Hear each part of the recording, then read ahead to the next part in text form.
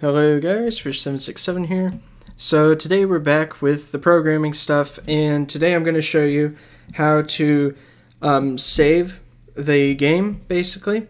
And the other thing I'm going to show you is how to load it up. So that's what I'm hoping to do today. Then I'm going to fix a little bit of a minor mistake I made with this. You might not have noticed the mistake, because it's not actually a mistake. It's just I found a better way to do it that's more efficient. So we're going to do that.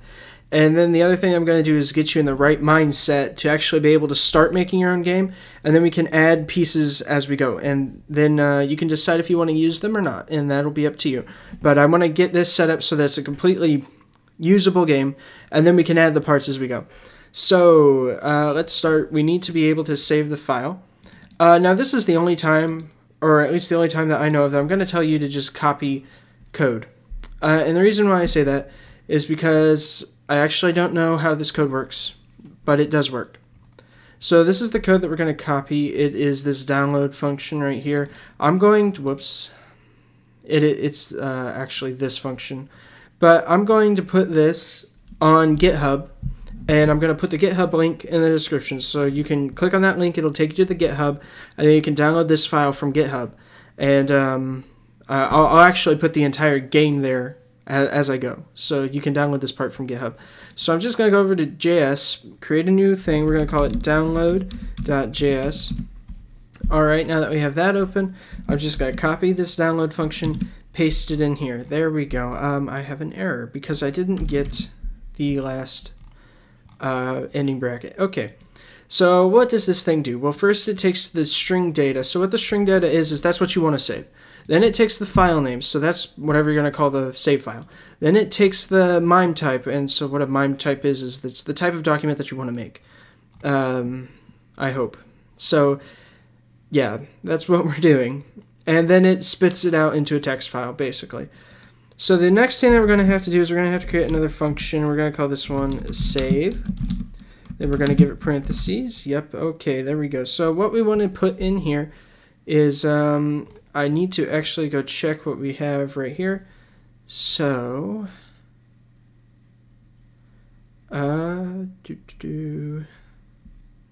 yep, this is what we want. So what we're going to do is we're going to do, I'm actually going to split my screen because that's faster. Okay. So I'm copying this part pretty much, but not all of it. So you only want to copy some of that. So we have let info equal, then we're going to put parentheses. So now we're typing in text. We're going to say capital S equals, and then we're going to go out of the parentheses, put a plus sign. Then we're going to do json.stringify, and then we're going to put parentheses, then we're going to put an S. And those aren't parentheses, those are quotation marks, aren't they? Okay. So what does this do? What this does is we're making a variable, we're setting it equal to some text. And so what json.stringify does is it's going to take whatever we pass it, whatever variable that is or whatever it is, and it's going to parse it into strings. And that means that we can store it as text. And luckily for us, we can use it then to load it back up as a program. And so it basically takes and makes this really easy to do. So what we're doing is we're creating our save file essentially. Then we're going to say let r equal s.document get, okay. That's wrong. Forget that. And we'll work on that at a different time. So then what you want to do is you want to put down the download info, comma, save file, that should be in quotation marks, by the way. And then you want a text /plain. And there we go. That should save it. So how do we call it? We basically just call save, and then it saves it. So if I go over here. Oh, wait, hold on. Before we do anything else, let me get rid of that. Okay, and now you're going to have to link it.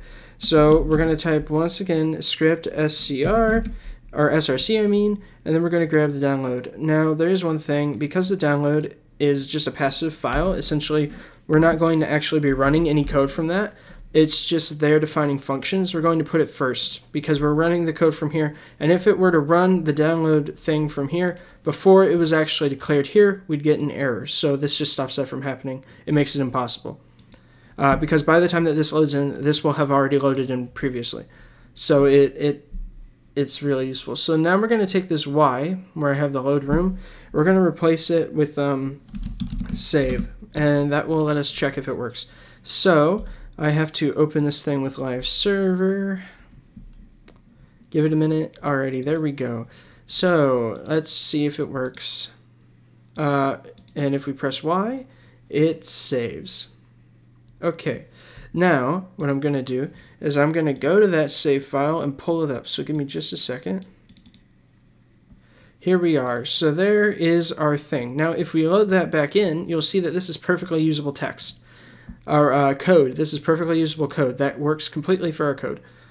So the other thing to do to make sure that this still works is to press Ctrl-Shift-I to open up our little input thing. We want to get rid of this to go to the elements page. And then what we want to type in is s.playerName is equal to player. I did that wrong. s.playerName is equal to player. There we go.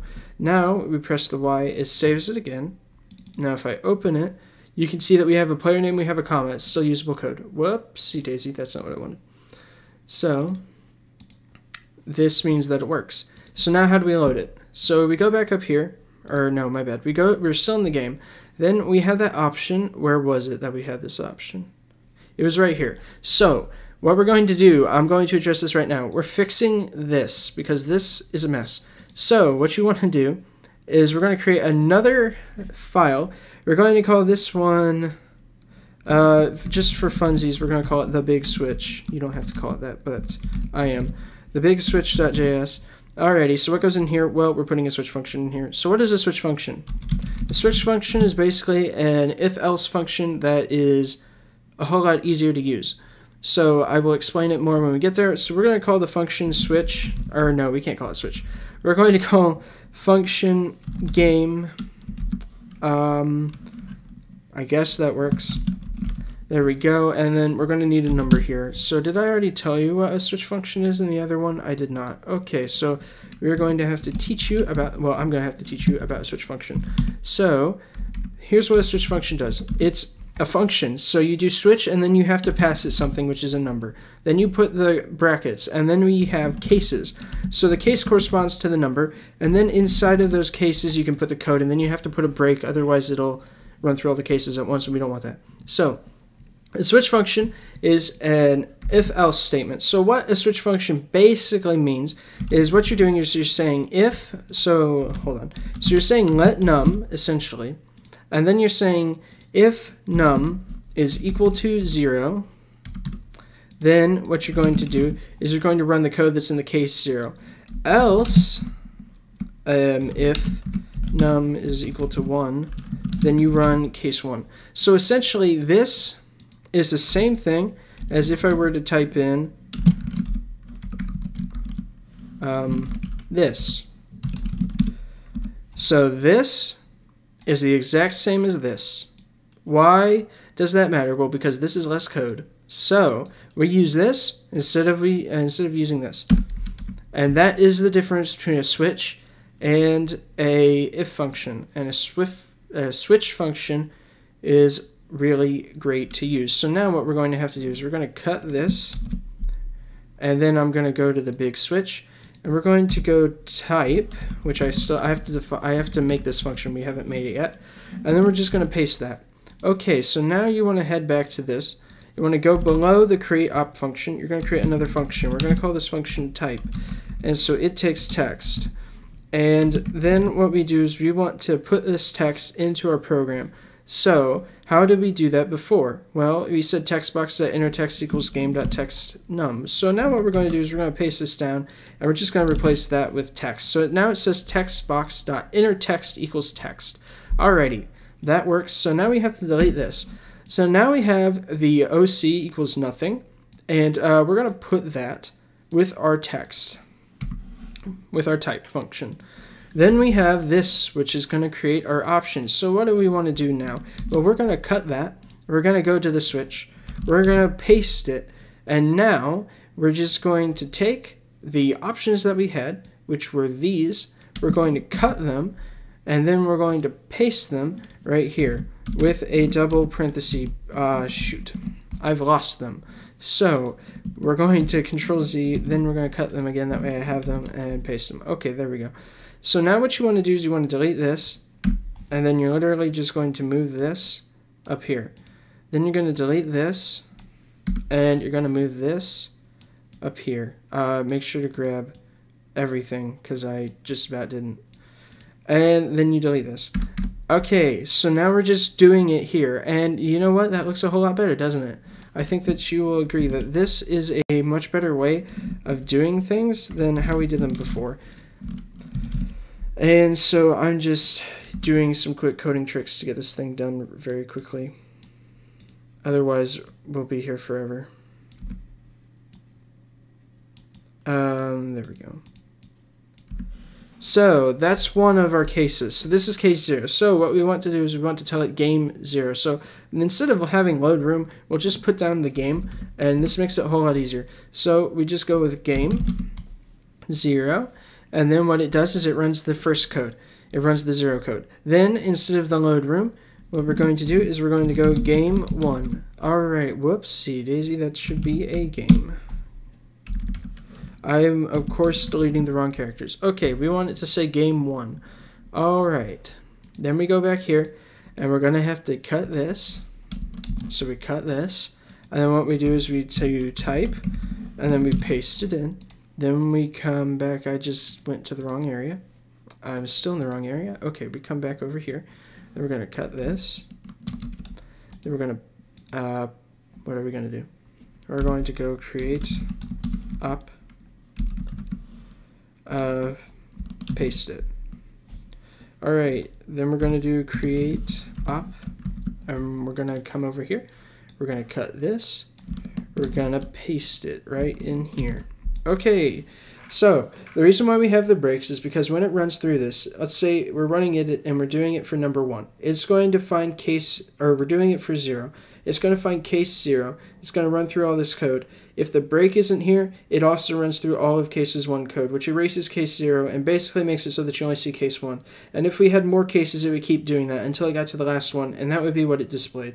So we don't want that. So we put breaks, and that stops it from doing it. If you wanted to completely exit out of the function, you could use return, and then it would not read any of the other code in the function, because what a break does is it stops it from reading the code in this part, but if we had more code down here, it would read whatever code we had down here. But if we use a return, it stops reading the entire function, and so it that basically just stops it completely.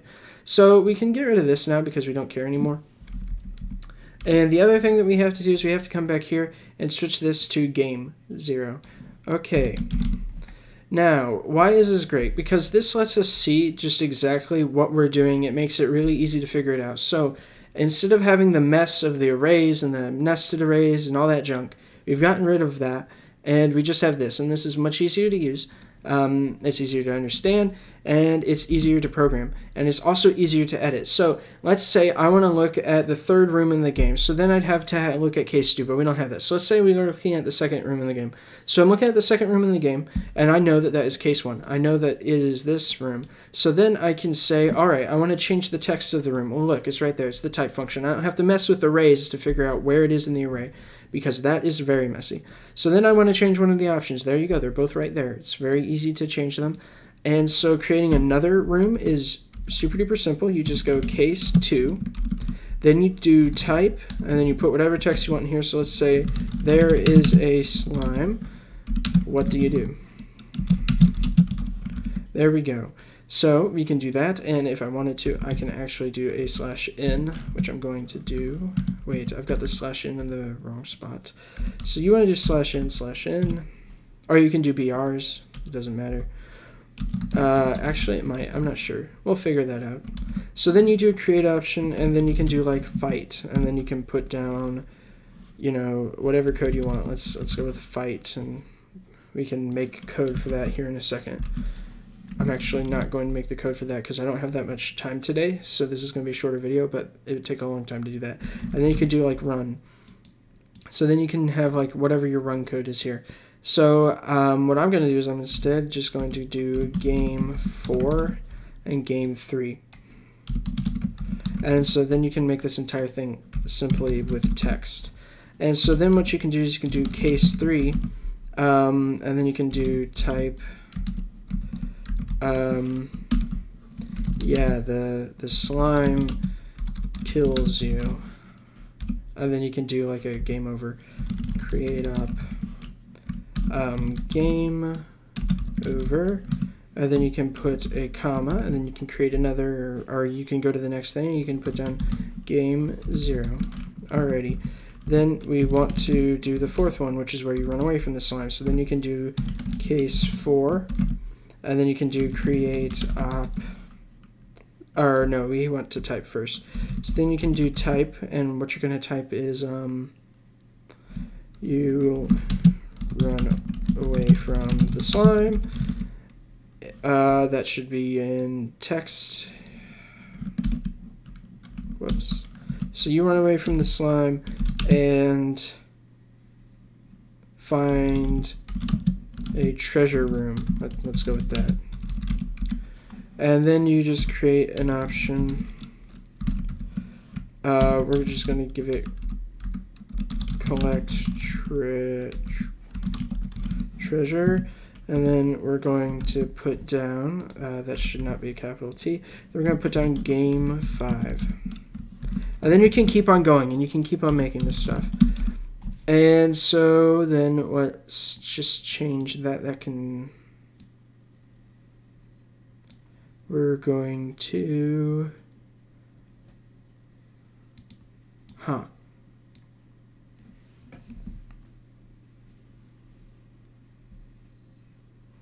Okay, we're just going to delete that break for a moment since this is just temporary code. Game is not defined at game.js30. Woohoo. So, you know what I didn't do? I didn't include the big switch.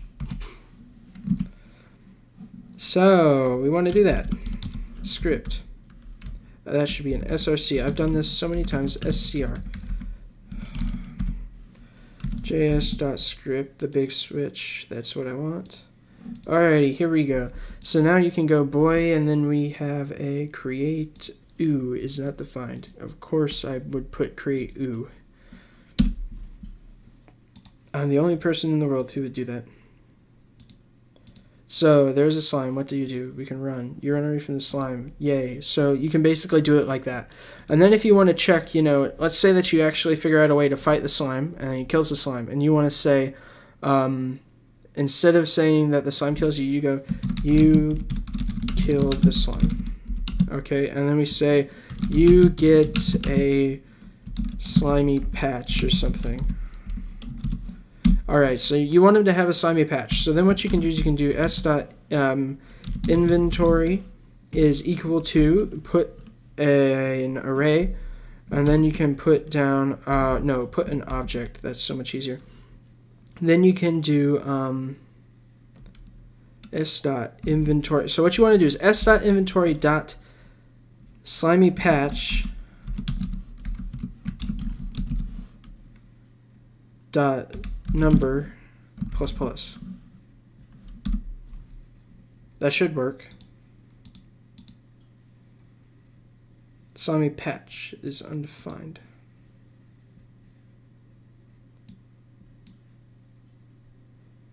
Okay. Hold on. s.inventory is equal to this. Then what you want to do is you want to do s.inventory dot slimy patch. Oh, shoot. Okay, so... Well, alright, so this is where we get a little bit complicated with stuffs. So you know that you have to end up hitting game 3. No, you don't.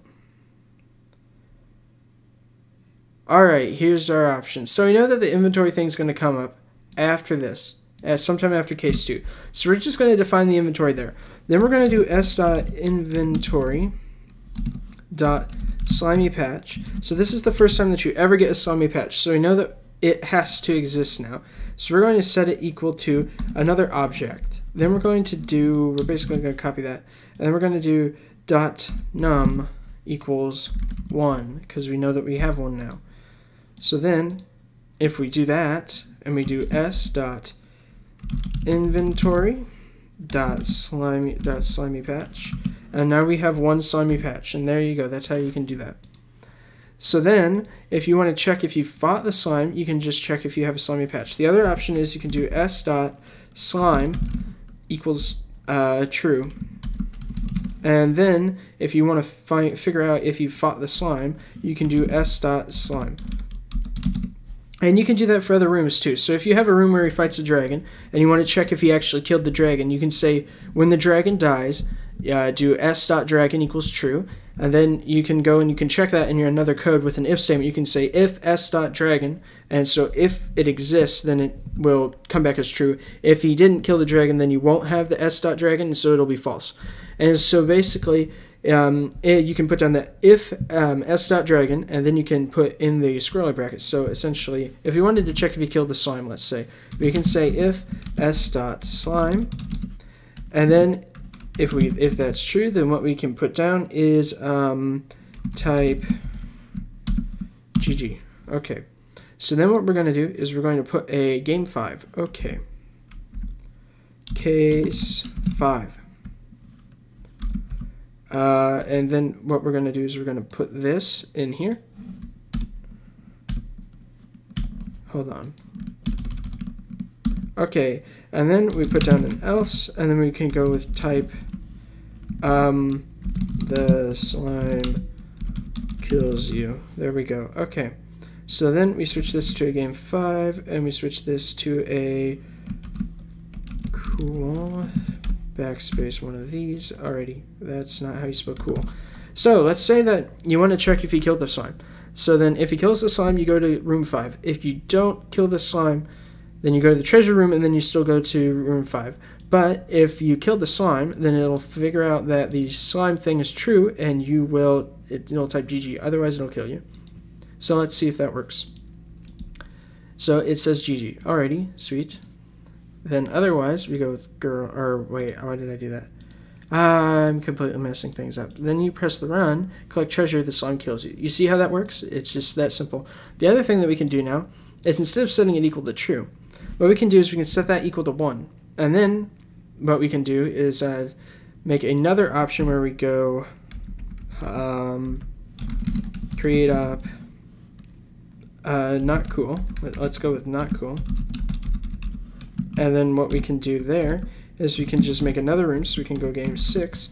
Then we can come down here and do a break. Then we can go case 6. And then what we can type right here is we can do type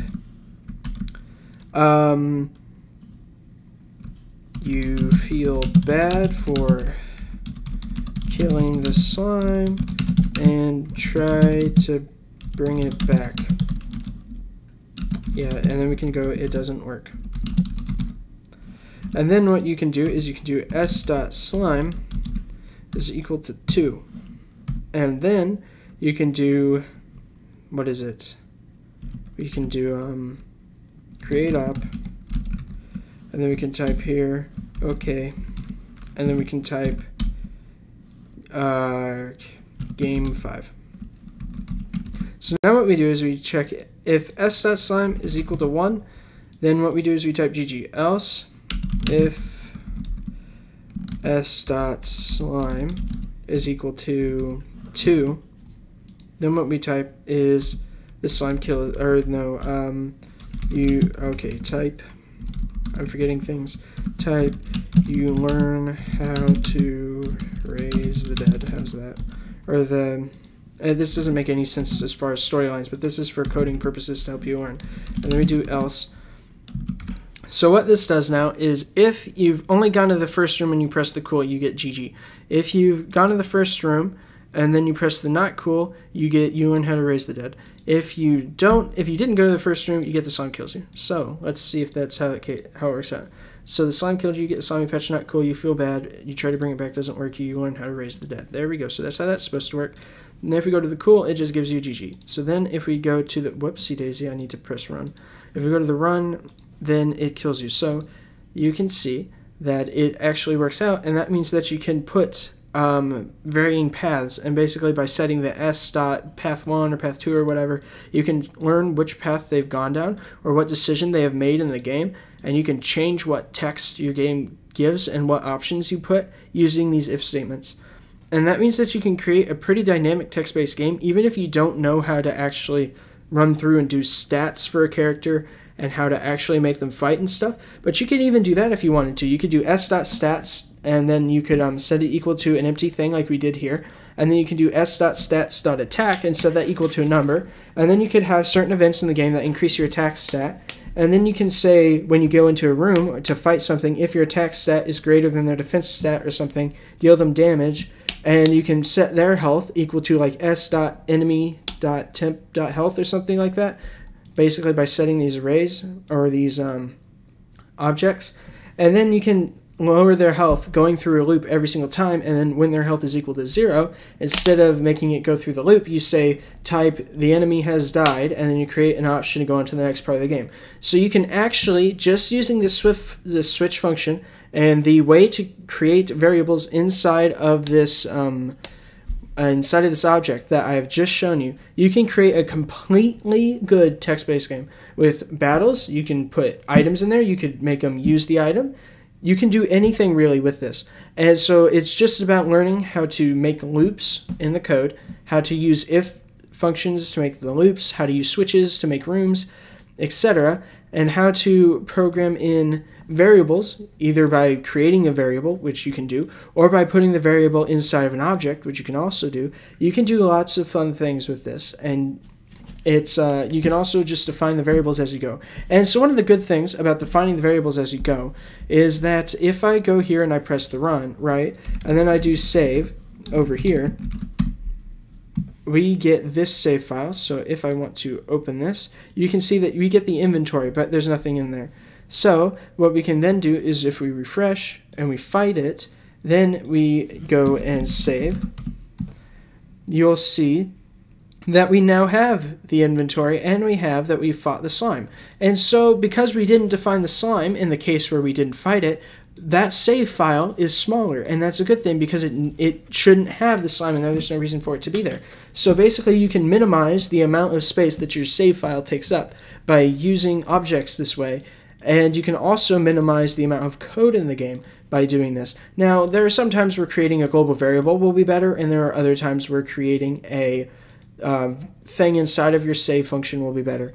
And so you have to decide for yourself which is better. Now, if you create an outside variable that you wanted to save, let's say that the slime was a variable outside that you wanted to save, then it's not going to save it unless you code that in yourself, which would mean that you'd have to, when you go to save, you'd have to say s.slime equals slime, and then that would make it save. But I hope that this makes sense a little bit with how you can create these rooms and you can do all this fun stuff. And so if it doesn't, I encourage you to watch the video a couple times or just leave me a comment and I'll try to help you with that. And so the next time that we meet, I will be going over how to do like an actually interesting battle thing.